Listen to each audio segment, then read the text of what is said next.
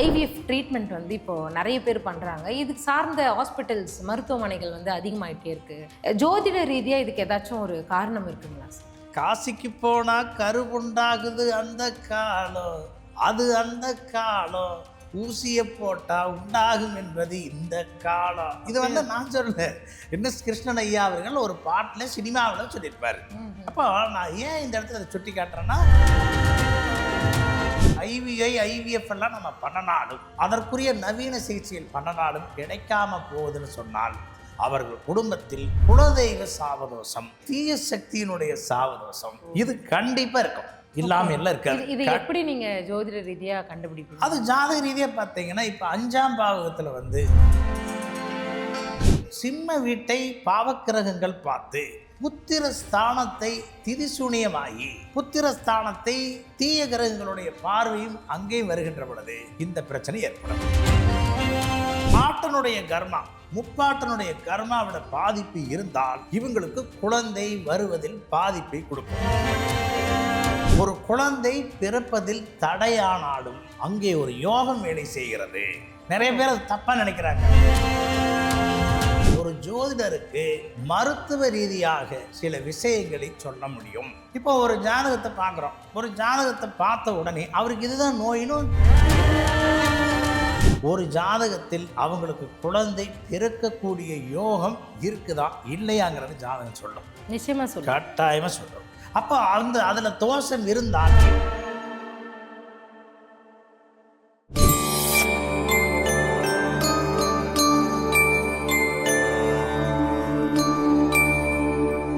Temple express நேயர்கள் அனைவருக்கும் வணக்கம். இன்னைக்கு நம்ம கூட திருப்பூர்ல இருந்து தமிழ் மாநில பாரம்பரிய திருவள்ளுவர் குல ஜோதிட சங்க பேராசிரியர் தலைவர் திரு KV ரவிச்சந்திரா அவர்கள் நம்ம கூட இருக்காங்க. வணக்கம் சார். வணக்கம். எப்படி இருக்கீங்க சார்? நல்லா இருக்கிறேன்.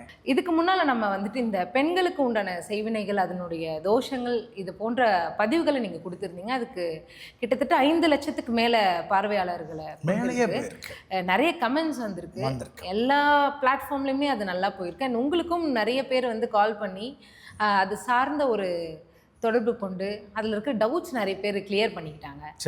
இதுக்கும் மேலே அது நிறைய விஷயங்கள் இருக்குது, நம்ம அதுக்கப்புறமா பேசலாம் அப்படின்னு சொல்லி நீங்கள் ஒரு முற்றுப்புள்ளி வச்சுட்டு போயிட்டீங்க.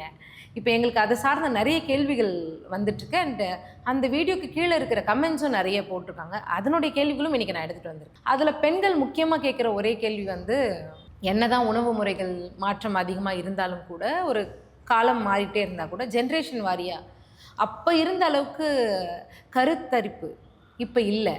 ஐவிஎஃப் ட்ரீட்மெண்ட் வந்து இப்போது நிறைய பேர் பண்ணுறாங்க. இதுக்கு சார்ந்த ஹாஸ்பிட்டல்ஸ் மருத்துவமனைகள் வந்து அதிகமாகிட்டே இருக்குது அப்படிங்கிறது நம்ம கண்கூட பார்த்துக்கிட்டே இருக்கோம்.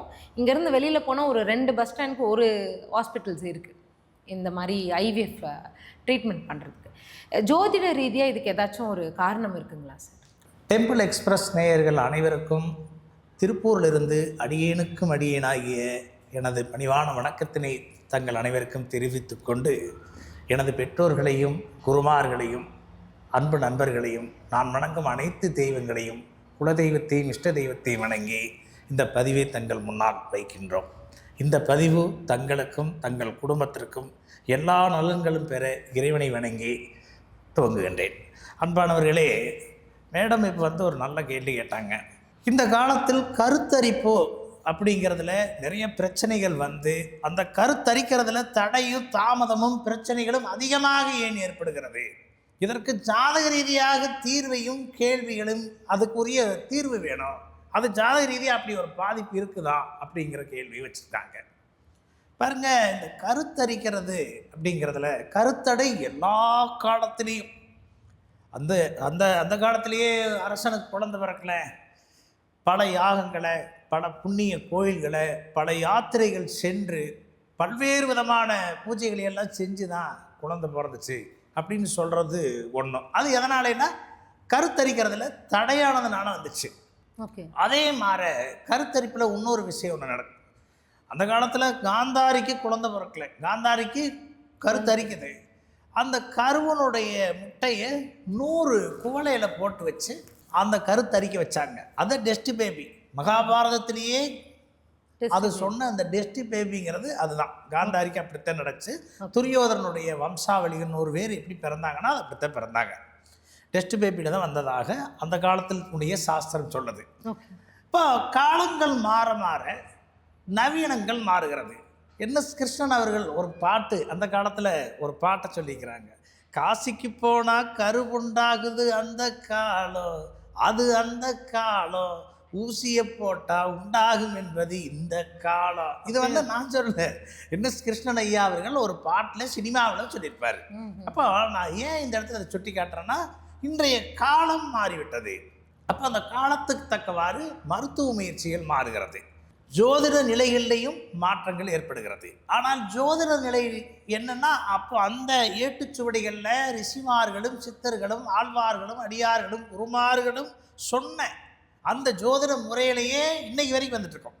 மருத்துவ முறையில் புதிய புதிய கண்டுபிடிப்புகள், புதிய புதிய நவீன யுக்திகளையும் பயன்படுத்துவாங்க. அது அந்த அந்த யுக்தி சரியாகத்தே இருக்கும், அது தப்புன்னு நம்ம சொல்ல முடியாது. ஆனால் அது எல்லாத்துக்கும் நடக்குதா அல்லது நடக்கலையா என்பது தான் ஜாதக ரீதியாக நாங்கள் அதுக்கு தீர்வை நம்ம சொல்கிறோம். மருத்துவ ஜோதிடம் அப்படிங்கிற ஒரு நிலை மருத்துவ ஜோதிடம்னு இருக்குது. இந்த மருத்துவ ஜோதிடம் அப்படிங்கிறது எப்படி வந்துச்சு அப்படின்னு பார்த்தா, நீங்கள் அந்த காலத்தில் அகத்திய மகரிஷி இறைவன் அணுவுக்குள் அணுவானவர் என்று அகத்திய மகரிஷி தான் சொல்கிறார். சப்த ரிஷிகள் தான் மருந்தவே கொடுக்குறாங்க. அந்த ரிஷிமார்கள் என்ன சொல்லியிருக்கிறாங்கன்னா, அகத்தியர் பெருமான் என்ன சொல்கிறாருன்னா, அண்டத்தில் உள்ளதெல்லாம் பிண்டத்திலும் உண்டு. அப்போ இந்த உலகில் இருக்கக்கூடிய எல்லா பொருளுக்கும் இந்த உடலுக்கும் ஒரு சமமாக வருது. அப்போது ஒரு பொருள் நம்மளுக்கு உடலில் ஒரு பிரச்சனை ஏற்படுதுன்னா அந்த பிரச்சனைக்கு உரிய தீர்வு இது போன்ற மூலிகைகளில் மருந்துக்கள் மூலியமாக மூலிகை மருந்துக்கள் மூலமாக இருக்குது அப்படிங்கிறத சொல்கிறாங்க. இது பொதுவான ஒரு கருத்து, ஒரு கருத்தல்ல, இது உண்மையான கருத்து. ஆனால் இதில் என்ன அப்படின்னா, இன்றைக்கி குழந்தைய வந்து கருத்தரிக்கிறதுக்கு போகிறாங்க, ஐவிஎஃப் பண்ணுறாங்க, ஐவிஐ பண்ணுறாங்க. ஆனால் கருத்தரிக்கிறதுக்கு அதில் லேட் ஆகுது. ஃபஸ்ட்டெல்லாம் வந்து என்னென்னா டெஸ்ட் பேபிங்கிற ஒரு நிலையை வச்சாங்க. அது ஒரு குறிப்பிட்ட பேருக்கு அது செட் ஆச்சு, அப்புறம் முடியாதுன்னு சொல்லிடுவாங்க.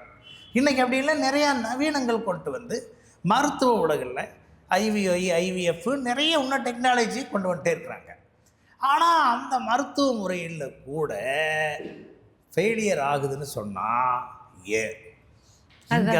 இங்கே தான் ஜோதிடத்தில் நம்ம ஆராய்ச்சி செய்யணும். பாருங்க, இந்த குழந்தை இல்லைங்கிறவங்க என்ன செய்வாங்கன்னா, கோயிலுக்கு போவாங்க, சாமி கும்பிடுவாங்க, சஷ்டி விரதம் இருப்பாங்க, பல்வேறு விதமான யாகங்களை செஞ்சுருப்பாங்க, எல்லாமே பண்ணியிருப்பாங்க. இப்போ இன்னும் சொல்லணுன்னா, நான் போன பதிவிலேயே அதை நான் சொல்லியிருக்கிறேன். இன்னும் சொல்லணும்னா என்னென்னா, அவங்க குலதெய்வம் சைவத்தையும் அசைவத்தையும் கொண்ட தெய்வமாக இருக்கும். மாற்றி குலதெய்வம் சைவத்தையும் அசைவத்தையும் கொண்ட தெய்வமாக இருக்கு. ஆனால் இவங்க என்ன பண்ணியிருப்பாங்க, பூரா சைவத்திலே பூஜை பண்ணிட்டு இருப்பாங்க. அப்போ என்னாகு, அது வேலை செய்யாது, அந்த பூஜை வேலை செய்யாது. ஆனால் இயல்பாகவே ஒரு குழந்தை பிறக்கிறதுல தடையாகி இந்த கருத்தரிக்கக்கூடிய முறைன்னு ஒன்று போகிறபோது ஐவிஎஃப் ஐவிஐ ஐவிஎஃப் எல்லாம் நம்ம பண்ணனாலும் அதற்குரிய நவீன சிகிச்சைகள் பண்ணனாலும் கிடைக்காம போகுதுன்னு சொன்னால் அவர்கள் குடும்பத்தில் குலதெய்வ சாவதோஷம், ஒரு தீய சக்தியினுடைய சாவதோஷம், இது கண்டிப்பாக இருக்கும், இல்லாமல் எல்லாம் இருக்காது. இது எப்படி நீங்கள் ஜோதிட ரீதியாக கண்டுபிடிப்பீங்க? அது ஜாதக ரீதியாக பார்த்தீங்கன்னா, இப்போ 5ஆம் பாவகத்தில் வந்து குரு ராகு தொடர்பு பெறுவது, 5ஆம் பாவகத்துக்கு குரு ராகு செவ்வாய் தொடர்பு பெற்றால் டெஸ்ட் பேபியின் மூலமாக குழந்தை, அது உறுதி, கட்டாயமாக. அதே வகையில் புத்திர ஸ்தானம் திதிசூனியமாகி புத்திர பாவகத்தை சிம்ம வீட்டை பாவக்கிரகங்கள் பார்த்து புத்திர ஸ்தானத்தை திதிசூனியமாகி புத்திரஸ்தானத்தை தீய கிரகங்களுடைய பார்வையும் அங்கேயும் வருகின்ற பொழுது இந்த பிரச்சனை ஏற்படும். பாருங்க, புத்திரஸ்தானம் என்பது 5ஆம் இடம். 5ஆம் இடங்கிறது பாட்டை, 5ஆம் இடங்கிறது முன்னோர்கள், 5ஆம் இடம் என்பது வம்சம், 5ஆம் இடம் என்பது குலதெய்வம், 5ஆம் இடம் என்பது குழந்தை, 5ஆம் இடம் என்பது பேரை. ஒரு குழந்தை பிறந்தா அவருக்கு கல்யாணம் வைப்பார், அதுக்கு பின்னாடி அவருக்கு பேரன் வரும், அவருக்கு குழந்தை வரும், அந்த குழந்தை இவருக்கு மகனாக பேரனாக இப்படி வரும் இல்லையா. ஆக 5ஆம் இடம் தான் வம்சாவளி. அப்போ 5ஆம் இடம்னு சொல்லக்கூடிய குழந்தை இல்லை என்று சொன்னால் அங்கே என்ன வேலை செய்யலைன்னு பொருள், குலதெய்வம் வேலை செய்யவில்லை என்று பொருள். சரி, குலதெய்வம் மட்டும் இல்லை 5ஆம் இடம், இஷ்ட தெய்வம் 5ஆம் இடம் தான், அந்த தெய்வம் 5ஆம் இடம். அதே வேளை வர தெய்வம், வரதெய்வம்னா தாயினுடைய குலதெய்வம் வரதெய்வமாக பேசும். எல்லை தெய்வம், ஊர் தெய்வம், எல்லாமே 5ஆம் இடம். எல்லாம் இந்த 5 சாமி. அதாவது நம்ம ஊருக்குள்ள இருக்கிற சாமி. நாம ஒரு இடத்துல இருக்கிறோம்னா, இப்போ நீங்க இந்த இடத்துல இருக்கிறீங்கன்னா இங்க இந்த ஊர்ல இருக்கிற ஒரு சாமி, அது வந்து ஒரு சுப்ரீம் கோர்ட் மாதிரி கொடுக்கும். ஓகே. இங்க கோரிக்கை வைக்கணும். ஊர் தெய்வம், வர தெய்வம், இஷ்ட தெய்வம், எல்லை தெய்வம், குலதெய்வம். 5ங்கிறது குலதெய்வம். அப்ப 5 சாமியை கோரிக்கை வச்சுட்டு என்ன ஆகுது, அவங்களுக்கு அது விளைவிடும். அதைத்தான் நான் என்ன சொல்றேன்னா, இந்த குலதெய்வங்கிறது மட்டும் 5ஆம் இடம் என்ற முன்னோர்கள் 5ஆம் இடத்தை குறிக்குது. பாட்டை முப்பாட்டனை குறிக்குது. அப்ப பாட்டனுடைய கர்மா முப்பாட்டனுடைய கர்மாவோட பாதிப்பு இருந்தால் இவங்களுக்கு குழந்தை வருவதில் பாதிப்பை கொடுக்கும். இது ஒரு விதம். இங்கே இன்னொரு விதம் வேலை செய்யும். எப்படி வேலை செய்யணும் பார்த்தீங்கன்னா, 5ஆம் இடங்கிறது அதிர்ஷ்டம். அதிர்ஷ்டமும் 5ஆம் இடம். அதிர்ஷ்டம் 5ஆம் இடம். எத்தனை 5ஆம் இடங்கிறது புண்ணியம். அப்போ என்னன்னு பார்த்தீங்கன்னா, ஒரு குழந்தை பிறப்பதில் தடையானாலும் அங்கே ஒரு யோகம் வேலை செய்கிறது. நிறைய பேர் அது தப்பாக நினைக்கிறாங்க. அந்த காலத்தில் பார்த்தீங்கன்னா, ஒரு அரசு எனக்கு குழந்தை கிடைக்கல அப்படின்னு பல ஆலயங்களுக்கு போய், பல கோயில்களுக்கு போய், பல சித்த மருத்துவம், அப்போல்லாம் சித்த மருத்துவம் தானே, பல பெரிய பெரிய புலவர்கள் ஜோதிடர்கள்லாம் வர சொல்லி. அப்போ அந்த காலத்தில் ஜோதிடர்கள் தான் மருத்துவர். கண்டிப்பாக மருத்துவம் ஜோதிடம் ரெண்டுமே இவங்க பார்த்து சொல்லுவாங்க. அதே வேளை அரசபையில் ஜோதிடம் மருத்துவம் அமைச்சனாகவும் இருந்தாங்க. அது எங்க பாரம்பரிய வள்ளுவர் குலத்தை சார்ந்தவங்க அமைச்சராகவே இருந்தாங்க. எல்லா அரசபையிலையும் இவங்க தான் அமைச்சராக இருந்திருப்பாங்க. இவங்க ஜோதிடராகவும் இருந்திருப்பாங்க, இவங்க மருத்துவராகவும் இருந்திருப்பாங்க. இப்படித்தான் வந்தது வழக்கம். அப்போ பார்த்தீங்கன்னா, யதார்த்தமாக ஒரு ஜோதிடருக்கு மருத்துவ ரீதியாக சில விஷயங்களை சொல்ல முடியும். இப்போ ஒரு ஜாதகத்தை பார்க்குறோம். ஒரு ஜாதகத்தை பார்த்த உடனே அவருக்கு இதுதான் நோயின்னு சொல்ல முடியும். அதுதான் மருத்துவ ஜோதிடத்தில் வர்ற ரீசன். அப்போ மருத்துவ ஜோதிட ரீதியாக வரக்கூடிய நல்ல கருத்து என்னவென்றால், இந்த மாதிரி டெஸ்ட் பேபி குழந்தைக்குரிய கிரக சேர்க்கை இருந்து, இப்போ எப்படின்னா ஒருத்தர் கல்யாணம் முடிச்சு ஒரு வருஷம் 2 வருஷங்கிறது கூட நம்ம ஏற்றுக்கலாம்.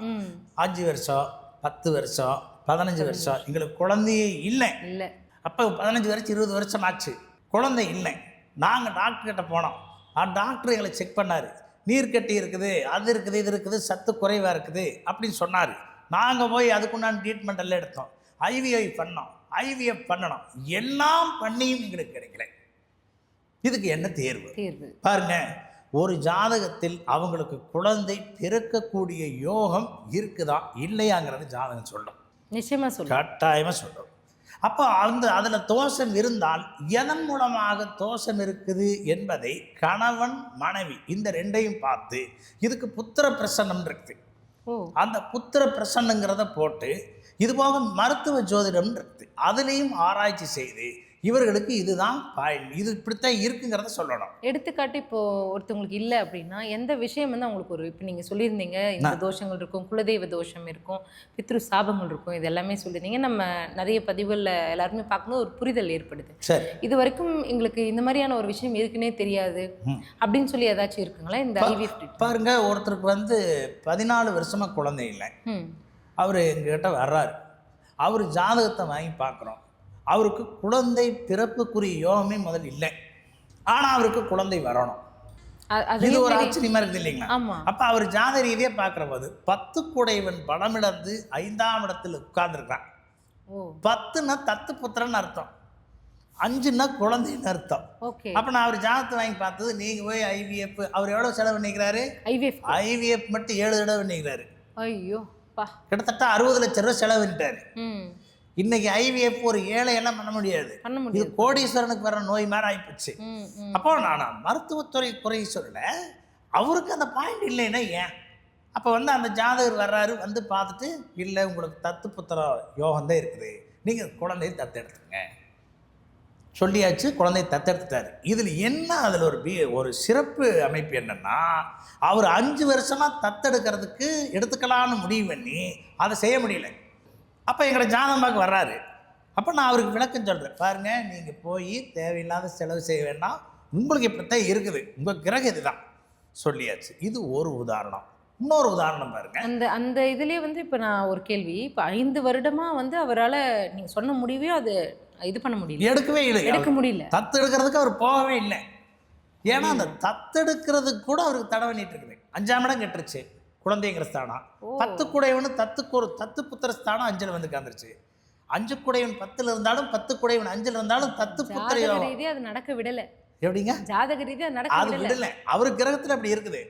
அப்போ நம்ம என்ன சொல்கிறோம், அவர் வர சொல்லி அவருக்கு ஒரு சில சின்ன ஒரு வழிபாட்டு முறை, கோயில் போய் இந்த மாதிரி சில வழிபாட்டு முறையிட செய்யுங்க. நீங்கள் பெற்றோர்கள், அதாவது நீங்கள் தாய் தந்தைங்கிற ஒரு ஸ்தானம், கணவன் மனைவிங்கிற ஸ்தானத்தில் மட்டும் இருக்கிறீங்க. இன்னும் தாய் தந்தைங்கிற பதவி வரல. அப்போ தாய் தந்தைன்னு உங்களை ஒரு குழந்தை அப்பா அம்மான்னு கூப்பிடணுங்கிற யோகம் இல்லை. அப்போ நீங்கள் என்ன பண்ணுறீங்கன்னா 5 பேர், நீங்கள் பெரியப்பா சித்தப்பான்னு கூப்பிடுவீங்க இல்லையா, 5 பெரியவங்க உங்கள் குடும்பத்தில் 5 பெரியவங்களுக்கு போய் நீங்கள் முடிஞ்ச ஏதாவது வந்து என்னன்னா ஒரு துணிமணி எடுத்து கொடுத்து ஒரு கொடை துணிமணி காலணி செருப்பு அதெல்லாம் வாங்கி ஒரு 5 பேருக்கு கொடுத்து உங்களால் முடிஞ்ச ஒரு உதவி, அவருக்கு ஒரு 1000 ரூபா வைங்க, 500 ரூபா வைங்க, நீங்கள் என்ன மனசுக்கு பிடிக்குமோ அதை நீங்கள் செய்யுங்க. 5 தம்பதிகளை போய் அவர் செய்கிறாரு. 5 பெரிய குடும்பம், அவங்க அப்பா அம்மா அவர் தவறிட்டாரு, அப்பா அம்மா ஸ்தானத்தில் இருக்கிறபடி செஞ்சுட்டு 5 பேருக்கு பண்ணிட்டாங்க. செஞ்சுட்டு வர்ற போதே அவர் முடிவு பண்ணிடுறாரு. ஒரு ஃபோன் வருது, எனக்கு ஒரு குழந்தை ஒன்று இருக்குது ஐயோ அப்படின்னு கூப்பிட்றாங்க. அவர் போய் பார்க்குறாரு. அந்த குழந்தை பிடிச்சிருச்சு. ஒரு பெண் குழந்தை, அழகான பெண் குழந்தை. அந்த குழந்தைக்கு பெயர் நவமிகா என்று பெயர் சூட்டப்பட்டது. ஓ, நான் தான் வச்சுக்கிறேன். அப்படிங்களா? அருமை. நவரசங்களுக்கு மிகையான அருமை. அந்த குழந்தைக்கு நவமிகா என்கின்ற பெயரை வச்சு அந்த குழந்தையை நாங்கள் இன்னைக்கு வச்சு அருமையாக இருக்கிறாங்க, நல்லா இருக்கிறாங்க.